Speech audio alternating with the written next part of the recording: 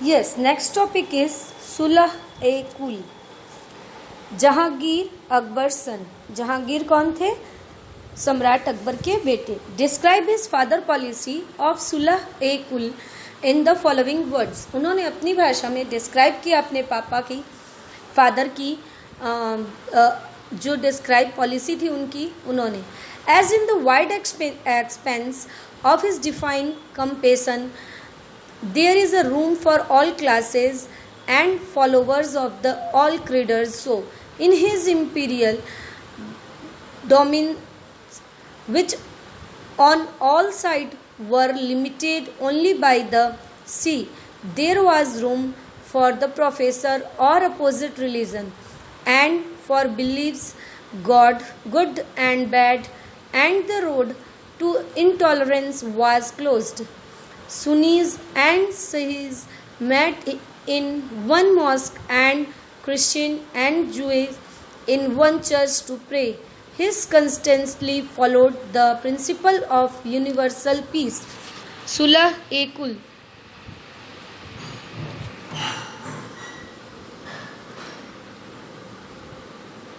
Next is the Mughal Empire in the 17th century and after. The administrative and military efficiency of Mughal Empire led to great economic and commercial prosperity. International travelers describe it as the flagged land of wealth. But these same visitors were also appalled at the state of poverty that existed side by side with the greatest opulence. In the inequalities were glaring.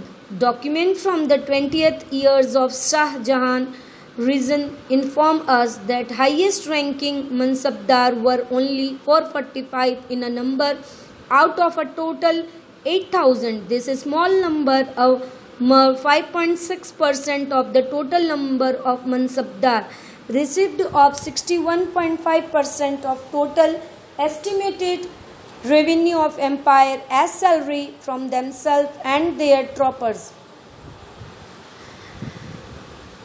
इसमें सुलह-ए-कुल में जहाँ ये है कि वहाँ पर सम्राट अकबर का ये था डिस्कशन कि हर आदमी को हर एक धर्म की मान्यता देनी चाहिए, और उन्होंने ये करके रखा था कि हिंदू मुस्लिम सभी एक दूसरे को जो भी वहाँ पर है, क्रिश्चियन ज्यूज जो भी वहाँ पर है, उन सभी को एक दूसरे की बात को, धर्म को मानना चाहिए, और एक दूसरे के क्या अच्छा है, क्या बुरा है, क्या इसमें बेनिफिट्स है, ये सभी बातों को उसमें मानने की बात कही गई है। और वहाँ पर लोग इस तरह की मानते भी थे।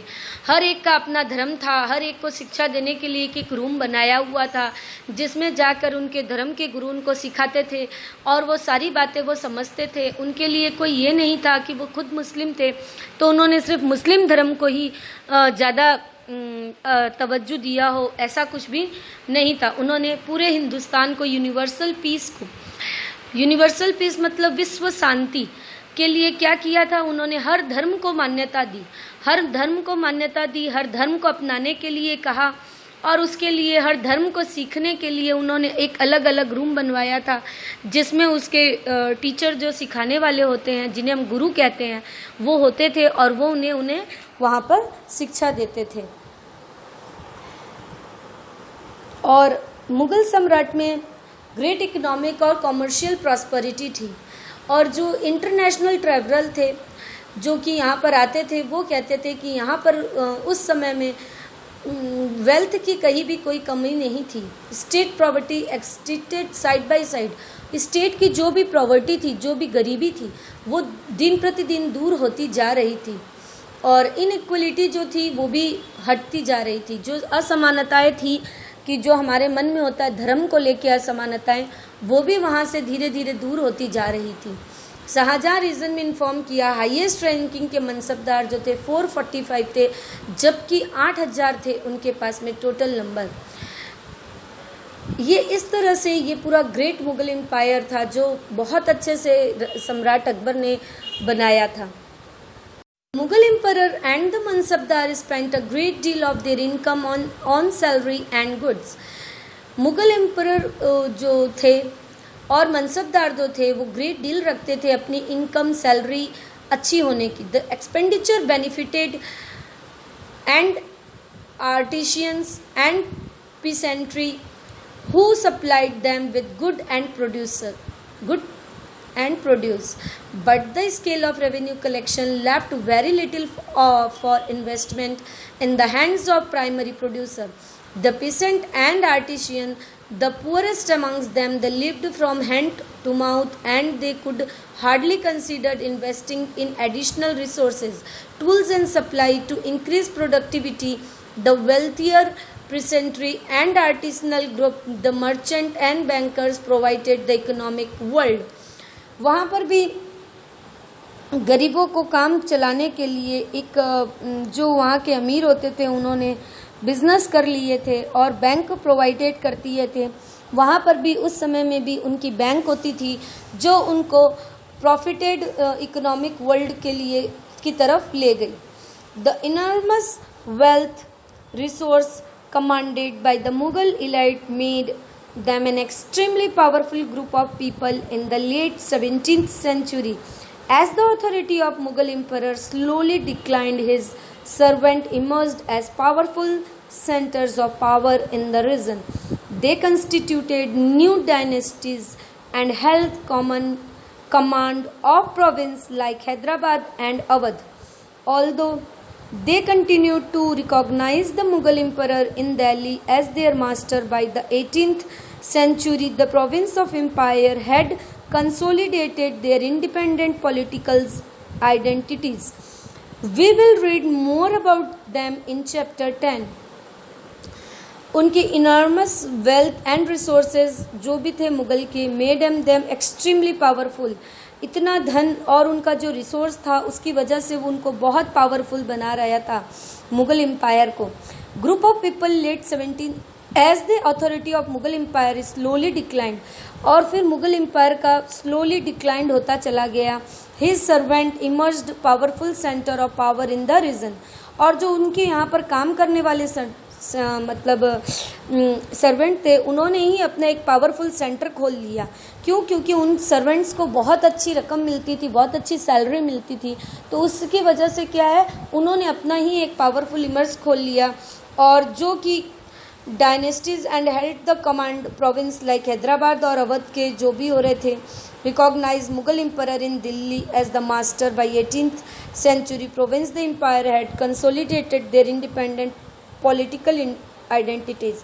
और उन्होंने जैसे हमारे यहाँ पर पॉलिटिकल चल रहा है, पॉलिटिक्स चलता है, उसी तरह से वहाँ पर भी उस समय पॉलिटिकल हो गए थे.